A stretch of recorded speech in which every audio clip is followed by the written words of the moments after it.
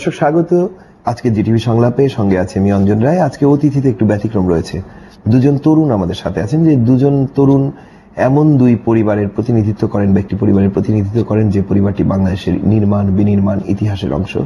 এবং এই দুজন তরুণ কিন্তু নিজ পরিচয় রয়েছেন, তারা ঠিক সরাসরি রাজনীতি করছেন কম, কিন্তু রাজনীতি নিয়ে ভাবছেন, বাংলাদেশ নিয়ে ভাবছেন।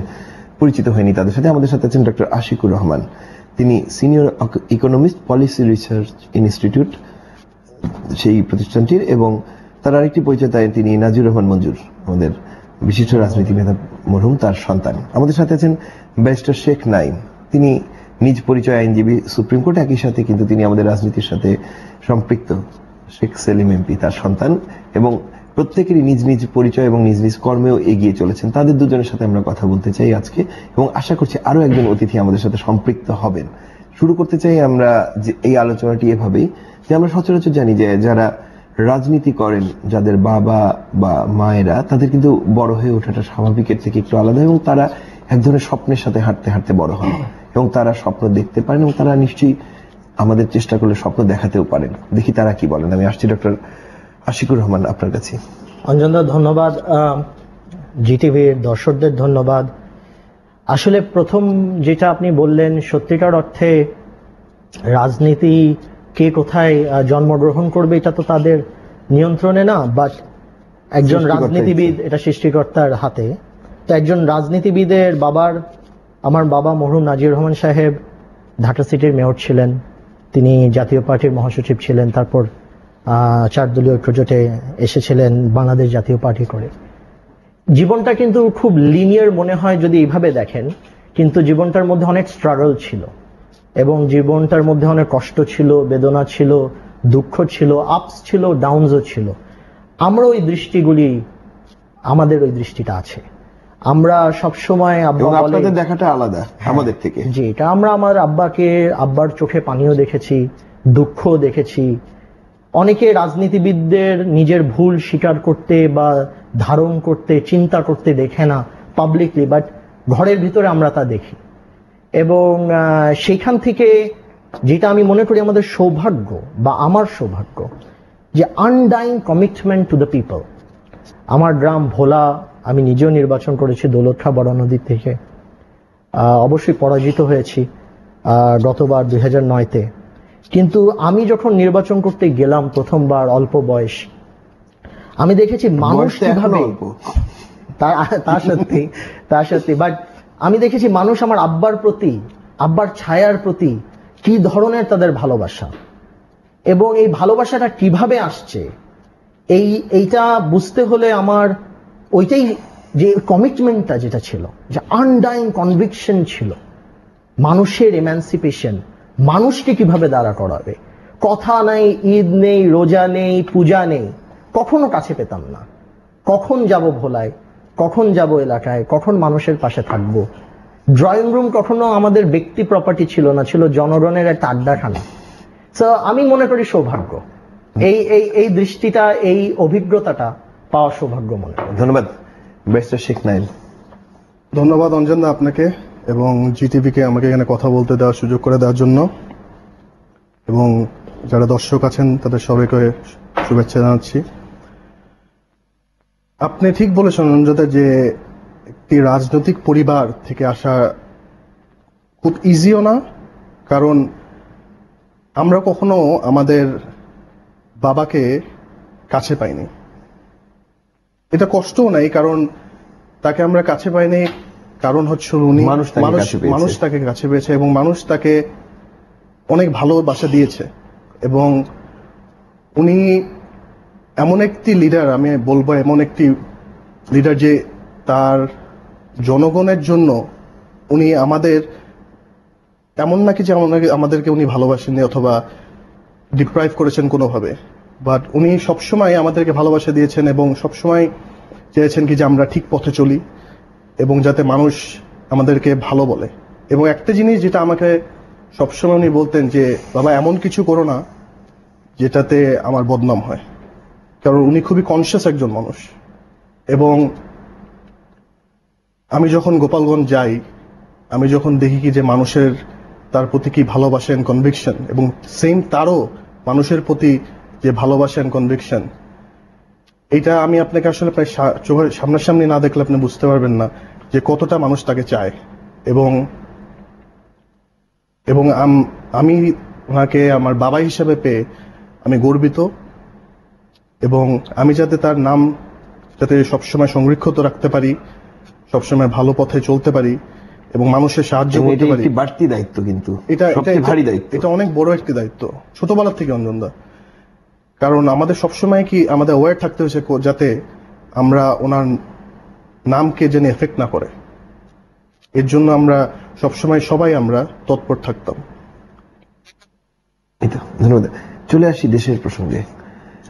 ডক্টর আশিক, আপনার কাছে যে প্রশ্নটি করতে চাই সেটি হচ্ছে, আপনি নিজে অর্থনীতি নিয়ে কাজ করছেন এবং তরুণ বয়সে আপনাদের যে প্রতিষ্ঠানটি পলিসি রিসার্চ ইনস্টিটিউট এগিয়ে চলেছে, আপনারা কাজ করছেন, বিভিন্ন গবেষণা কর্ম আপনাদের দেখছি, এবং স্বাধীনতার 42 বছর পরে আমাদের অর্থনীতি ঠিক যে জায়গায় দাঁড়িয়ে থাকার কথা ছিল, একদম পেশাদারি প্রশ্ন আপনাকে, সেই জায়গায় কি অর্থনীতিটি দাঁড়িয়ে আছে? অঞ্জনদা, এটা একটি দৃষ্টির ব্যাপার। হ্যাঁ, either the glass is half empty অর্ধেক নয় অর্ধেক ভরা। or the half full. আপনি সত্যিকার অর্থে যদি দেখেন তাহলে বাংলাদেশ হ্যাজ অ্যাচিভড আ লট। আপনি সোশ্যাল ইন্ডিকেটরস বলেন, ইকোনমিক ইন্ডিকেটরস বলেন, অনেক দেশের থেকে এই অল্প সময়ের মধ্যে আমরা অনেক দূর এসেছি। এখন প্রশ্ন হচ্ছে যে আরো কি আগাতে পারতাম? অবশ্যই অনেক ব্যর্থতা আছে, অনেক দুর্বলতা আছে, অনেক ক্যাপাসিটির কনস্ট্রেইনস আছে, অনেক ভুল সিদ্ধান্ত আছে, রাজনীতির মধ্যে কিছুটা ফেলিয়ার আছে, এবং তার জন্য হয়তো আমরা যেখানে যাওয়া যেত সেখানে আমরা যেতে পারিনি। বাট একটা জিনিস আমি চাবো যে পেসিমিস্টিক না হতে। আপনি অমর্ত্য সেনের যদি নতুন বইটা পড়েন, দি আনসার্টেন গ্লোরি, একটা চমৎকার জিনিস প্রফেসর সেন ধরে তুলেছেন। উনি দেখিয়েছেন যে ভারত বাংলাদেশের থেকে লাস্ট 10 বছরে জিডিপি পার ক্যাপিটা 2-3% বেশি ছিল। ভারতের পার ক্যাপিটা জিডিপি বাংলাদেশের থেকে 2 গুণ বেশি, কিন্তু ভারতে এখনো 50% স্যানিটেশন ইজ ওপেন, আর বাংলাদেশে 10% স্যানিটেশন ইজ ওপেন। ভারতে এখনো female mortality life expectancy is 54, বাংলাদেশে ইজ 59। অনেক অর্জন আছে, কিন্তু আমি সত্যিকার অর্থে বলবো যে প্রশ্নটি শুধু অর্থনীতির না, 3টি ডাইমেনশন আছে। শুনতে চাই। সামাজিক, রাজনৈতিক এবং অর্থনৈতিক। প্রশ্ন হচ্ছে 40 বছর বয়স যখন জাতির, আমরা সামাজিকভাবে কোথায় যেতে চাই, অর্থনৈতিকভাবে কোথায় যেতে চাই, আর রাজনৈতিকভাবে কোথায় যেতে চাই। আপনি যদি আমাকে জিজ্ঞেস করেন একজন নাগরিক, একজন মুক্তিযোদ্ধার সন্তান হিসেবে, যে আপনি সামাজিকভাবে জাতি কোথায় যেতে চায়, আমি বলবো অবশ্যই একটি অসাম্প্রদায়িক বাংলাদেশ, একটি লিবারাল বাংলাদেশ, একটি progressive Bangladesh, positive Bangladesh. Positive Bangladesh. আপনি যদি বলেন অর্থনৈতিকভাবে কোথায় যেতে চাই, তাহলে আমি বলবো, যদি ইন্ডিকেটরস নিয়ে বলেন, অনেক indicators are summarised in vision 2021, কিন্তু এর বাইরে যদি আমি কোনো কথা বলতে হয়, আমার বলবো economic empowerment of the mass, of the absolute have nots. এখনো 4.5 কোটি মানুষ আছে যারা দারিদ্র্য সীমার নিচে, তাদেরকে এম্পাওয়ার করা, তাদের জীবনে গুণগত পরিবর্তন আনা, সেই বাংলাদেশটা আমরা ভাবতে চাই। কিন্তু এই 2 dimension is dependent on politics. Exactly. Politics আপনাকে এই 2 ডাইমেনশনে নিয়ে যাবে। Politics is the fundamental determinant. ওই দিন আমি একটা প্রফেসরের বক্তব্য শুনছিলাম, অনেক নামী professor at London School of Economics, professor Tim Besley. তিনি বললেন যে আমি যখন ইয়াং বয়সে প্রিন্সটনে গেলাম, আমি বললাম যে আমি ডেভেলপমেন্টে নিয়ে গবেষণা করতে চাই। তখন ওনাকে উত্তর প্রফেসর একজন দিলেন যে আমিও যখন ইয়াং ছিলাম তখন ডেভেলপমেন্ট নিয়ে গবেষণা করতে চাই, বাট 40 বছর পর বুঝছি যে গবেষণাটা রাজনীতি নিয়ে করা উচিত ছিল। তো that is the fundamental question, যে রাজনীতিকভাবে আমরা কিভাবে আগাবো, দ্যাট উইল ডিটারমাইন। ধন্যবাদ। এদিকে আসবো শেখ নাইম। অঞ্জনদা, আমরা যে রাজনীতিবিদ যারা রাজনীতি করেন, তারা রাজনীতি কিন্তু করেন হচ্ছিল জনগণের জন্য এবং দেশের জন্য। এবং বাংলাদেশের মানুষ কিন্তু অনেক সাধারণ, অনেক সিম্পল এবং অনেক হার্ড ওয়ার্কিং এবং অনেক অনেক পেট্রিয়ট, এবং অনেক স্বপ্ন নিয়ে হাঁটে, অনেক স্বপ্ন নিয়ে হাঁটে, এবং তাদের চাওয়া পাওয়া কিন্তু খুব অল্প। তারা চায় তারা যাতে সুন্দরভাবে দুবেলা ভাত খেয়ে সুন্দরভাবে থাকতে পারে নিজের পরিবারকে নিয়ে, এবং তারা চায় কি পলিটিক্যাল স্টেবিলিটি। তারা চায় যে পলিটিক্যাল স্টেবিলিটি হোক, ইকোনমিক স্টেবিলিটি হোক, এবং পলিটিক্যাল স্টেবিলিটি এবং ইকোনমিক স্টেবিলিটি আনার জন্য একটি জিনিস যেটা খুব ইম্পর্টেন্ট, সেটা হচ্ছিল আইনের শাসন প্রতিষ্ঠিত করা। রুল অফ ল যেই দেশেই আপনি প্রতিষ্ঠিত হয়েছে, আপনি দেখবেন আমাদের পার্শ্ববর্তী দেশ যদি দেখেন, চায়না দেখেন, ইন্ডিয়া দেখেন, তারা কিন্তু এক বিশ্বের মানচিত্রে এক জায়গায় চলে গেছে। আমার বিশ্বাস যদি বাংলাদেশে, মানুষ তো এমনিতেই অনেক হার্ড ওয়ার্কিং, যদি রুল অফ ল আমরা স্টাবলিশ করতে পারি, তাহলে বাংলাদেশ অনেক দূর যাবে, আমরা ইভেন চিন্তাও করতে পারবো না। সেই রুল অফ ল কে স্থাপন করার ক্ষেত্রে বাধা কোনগুলোকে আপনি আপনার দৃষ্টিতে দেখছেন? অন্তত রুল অফ ল স্টাবলিশ করার জন্য এটা তো একটা প্রক্রিয়া। আমি একটু আপনার যদি একটু রাজনৈতিক ভাবে বলি, না, অবশ্যই তাহলে আপনার রাজনীতি নিয়েই বলবেন। হ্যাঁ, রাজনৈতিক ভাবে যদি বলি, আমাদের father of the nation Bangabandhu Sheikh Mujibur Rahman, ওনার যে হত্যাকাণ্ড হওয়ার পরে ইন্ডেমনিটি দিয়ে তার হত্যাকাণ্ড বন্ধ করে দেওয়া, তার যাতে বিচার না হয় এটা বন্ধ করে দেওয়া হয়েছিল। কিন্তু জননেত্রী শেখ হাসিনা ক্ষমতায় এসে কিন্তু এই বিচার করেছেন। অনেক প্রতিকূলতার মাঝখান থেকে কিন্তু এই বিচারটা করতে হয়েছিল ওনার, কিন্তু আজকে কিন্তু আমরা কলঙ্ক মুক্ত হয়েছি এবং বিচারের রায় কার্যকর হয়েছে। আংশিক কিছু বাকি আছে, যারা বিদেশে পালিয়েছে, ওটাও হয়ে যাবে ইনশাল্লাহ। তো এই যে রুল অফ ল যে তখন থেকে যে বিঘ্নিত হওয়া শুরু করেছে, এটা তো একটা কন্টিনিউশন প্রসেস এবং এটা একটা প্র্যাকটিস, যেটা অলরেডি কিন্তু আমরা পা দিয়ে দিয়েছি। তারপর আপনার 21শে আগস্টের ব্যাপার আছে, তারপরে আপনার 21শে আগস্টে, তারপর আপনার 10 ট্রাক অস্ত্র মামলার ব্যাপার আছে, এবং সবচেয়ে ইম্পর্টেন্ট যেটা, সেটা হচ্ছিল যুদ্ধাপরাধীদের যে বিচার। অনেকে মনে করেছিল কি যে এই বিচারটা হবে না, এবং অনেকভাবে এটা যাতে না হয় এটা বিচারটা বন্ধ করার চেষ্টা করা হয়েছিল, কিন্তু যুদ্ধাপরাধীদের বিচার কিন্তু হচ্ছে, একটি রায় কার্যকর হয়েছে। তো এই যে আমরা যে একটা ফুটস্টেপ নিলাম রুল অফ লকে স্ট্যাবলিশ করার জন্য, এটা কিন্তু একটা বড় ব্যাপার, এবং আমি আশা করি যাতে এই যে আইনের শাসন যদি প্রতিষ্ঠিত হয়, বাংলাদেশ বিশ্বের মানচিত্রে একটি উন্নয়নমূলক দেশ হিসাবে পরিণত হবে, এবং আমাদের জাতির জনক বঙ্গবন্ধু শেখ মুজিবুর রহমান যে স্বপ্ন দেখেছিলেন সোনার বাংলা করার জন্য, আমার মনে হয় বাংলাদেশ একটি সোনার বাংলা হিসেবে পরিণত হবে। শুনি। আসলে আপনি যে প্রশ্নটা করলেন, এটার যদি একটু সময় হয় আমি একটু বলুন। জি, আমি যেটা বলছিলাম যে আমাদের সোশ্যাল ট্র্যাজেক্টরি এবং ডেভেলপমেন্ট ট্র্যাজেক্টরি দুটাই dependent on political decision making. অনেকে, আমার দুঃখ লাগে অঞ্জনদা, যে আমরা যে আলোচনাগুলি শুনি, আমরা খুব সারফেস ইস্যু নিয়ে কথা বলি, নির্বাচন, বিচার, এই তিনি এটা বলেছেন, তিনি ওটা বলেছেন, উনি এটা করেছেন, হ্যাঁ, অনেক সারফেস ইস্যু নিয়ে আমরা কনজিউমড। এবং আজকে জাতির সামনে আমরা এই 23 বছরের গণতন্ত্রের পর যেখানে দাঁড়িয়ে আছি, এখানে একটা, আপনি স্বীকার করেন কি না করেন, কোন পক্ষে থাকেন, একটা ডিভিশন, একটি পোলারাইজেশন হয়ে গিয়েছে, শার্প পোলারাইজেশন। কিন্তু এই পোলারাইজেশনটা কিন্তু বাংলাদেশের জন্য ইউনিক না, পৃথিবীর সব দেশে এরকম পোলারাইজেশনটা আছে। ব্রিটেন ডেমোক্রেসি স্ট্যাবলিশ করেছে 1832-তে, এবং ডেমোক্রেসি স্টেবললি প্রোগ্রেস করেছে। স্পেন, জার্মানি কিন্তু সেই স্টেবিলিটিটা পায়নি। অর্থাৎ ডেমোক্রেসি বা রুল অফ ল যেটা বলেন, সেটা কিন্তু লিনিয়ার না, অনেক দেশ রিভার্সেস ব্যাক। বাংলাদেশের যেটা হয়েছে যে আমরা একটা খুব ন্যারো ডেফিনেশন অফ ডেমোক্রেসি নিয়ে নিজেদেরকে ব্যস্ত করে ফেলেছি, সেটা হচ্ছে নির্বাচন। নির্বাচন দেন, otherwise there is no democracy.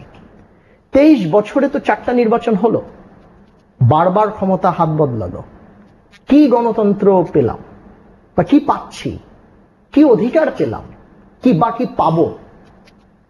The fundamental root of the conflict আমরা অ্যাড্রেস করতে পারিনি। আমি আপনাকে 3টা এক্সাম্পল দিই, কি কি সম্ভব হয়েছে এই দেশের পার্লামেন্টে। একটি উনি বলে দিয়েছেন যে এই দেশের পার্লামেন্টে ইনডেমিনিটি পাস হয়েছিল, এরকম একটি, কি বলবো, মানে ভাষা নেই, বাট এরকম একটি কালো আইন, বাট ধরেন ওইটা গণতন্ত্রের সময় পাস হয়নি।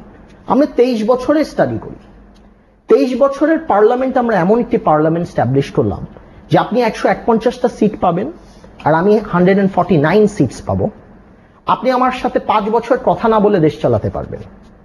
1 2, আপনি পার্লামেন্টে বছরে 5 বছরে 20 দিন যাবেন, 15 দিন যাবেন, 10 দিন যাবেন, কিন্তু তাও আপনি পার্লামেন্টারিয়ান থাকবেন।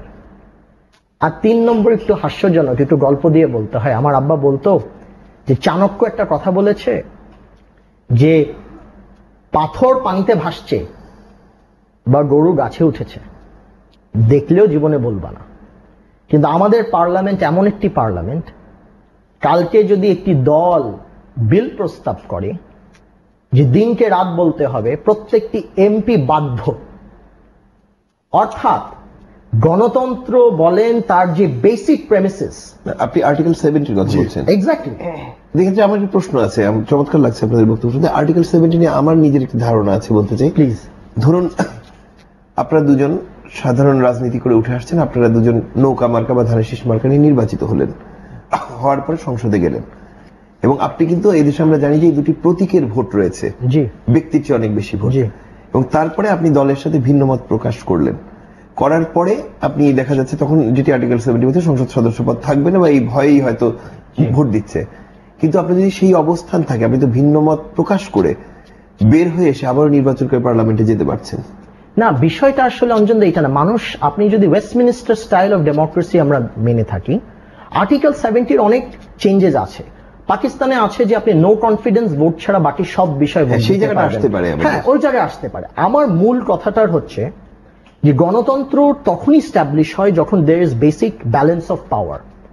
আমাদের দেশে যেই বিরোধী দল থাকুক তাকে আমরা পার্লামেন্টে কোনো ক্ষমতা দেইনি। আওয়ামী লীগ 2001-এ 40% ভোট পেয়ে মাত্র 60টা 20% সিট পেয়েছে।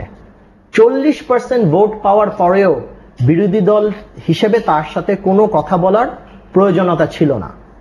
অর্থাৎ আমার যেটা কথা, এবং যে নির্বাচন গ্রহণযোগ্য হোক বা অগ্রহণযোগ্য, কোন নির্বাচনের মাধ্যমে যে ডেমোক্রেটিক ডেফিসিটটা আমরা এখন দেখছি, এইটা পূরণ করা সম্ভব না। এই জায়গায় যেতে হলে you have to rethink the entire constitutional framework, the entire political framework, যে কিভাবে সত্যিকার অর্থে আমরা দুই পক্ষকে ব্যালেন্স পাওয়ার দিব। ধন্যবাদ। একটা ছোট্ট বিরতি রয়েছে, ফিরবো আপনার কাছে বিরতির পর। দর্শক, আমরা শুনছিলাম দুই তরুণের আলোচনা, আমরা এই আলোচনা আরো শুনবো, কিন্তু নিয়ম মাফিক বিরতিটি রয়েছে। আমাদের সাথেই থাকুন, বিরতির পর ফিরে আসবো আজকের জিটিভি সংলাপে।